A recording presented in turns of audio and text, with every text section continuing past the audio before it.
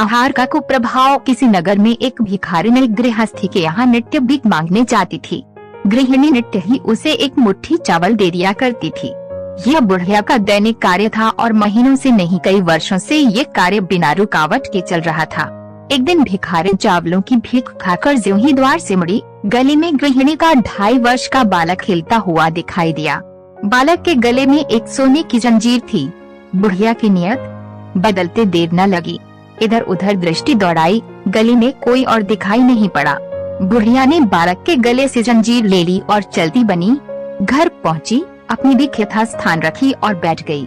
सोचने लगी, जंजीर को सुनार के पास ले जाऊंगी और इसे बेचकर पैसे खरीद करूंगी। यह सोचकर जंजीर एक कोने में एक ईंट के नीचे रख दी। भोजन बनाकर और खा पीकर सो गई।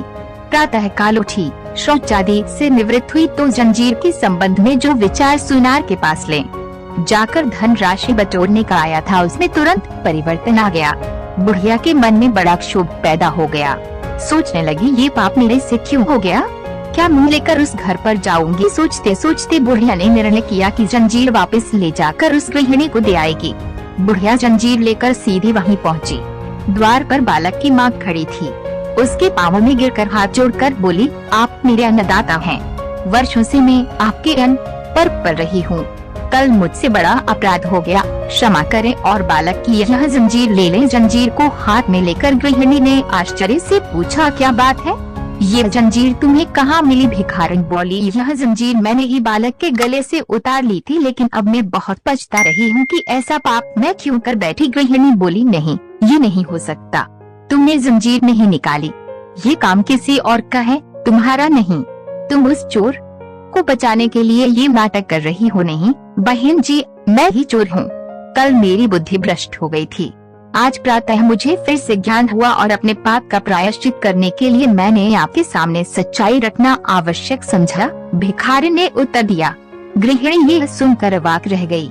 भिखारी ने पूछा, क्षमा करें, क्या आप मुझे बताने की कृपा करेंगे कि कल जो चावल मुझे दिए थे वे कहाँ से मोल लिए गए हैं? गृहिणी ने अपने पति से पूछा तो पता लगा कि एक व्यक्ति कहीं से चावल लाया था और अमुक पुल के पास बहुत सस्ते दामों में बेच रहा था। हो सकता है वह चुरा कर लाया हो।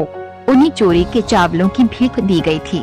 भिखारिन बोली, चोरी का अन्न पाकर ही मेरी बुद्धि भ्रष्ट हो गई थी और इसी कारण मैं जंजीर चुरा कर ले गई। वह अन्न जब मल के रूप में शरीर से निकल गया और शरीर निर्मल हो गया, तब मेरी बुद्धि ठिकाने आई और मेरे मन ने निर्णय किया कि मैंने बहुत बड़ा पाप किया है। मुझे ये जंजीर वापस देकर क्षमा मांग लेनी चाहिए। गृहिणी तथा उसके पति ने जब भिखारिन के मनोभावों को सुना तो बड़े अचंभे में पड़ गए। भिखारिन फिर बोली, चोरी के अन्न में से एक मुट्ठी भर चावल पाने से मेरी बुद्धि भ्रष्ट हो सकती है, तो वह सभी चावल खाकर आपके परिवार की क्या दशा होगी? अतः फेंक दीजिए उन सभी चावलों को। गृहिणी ने तुरंत उन चावलों को बाहर फेंका।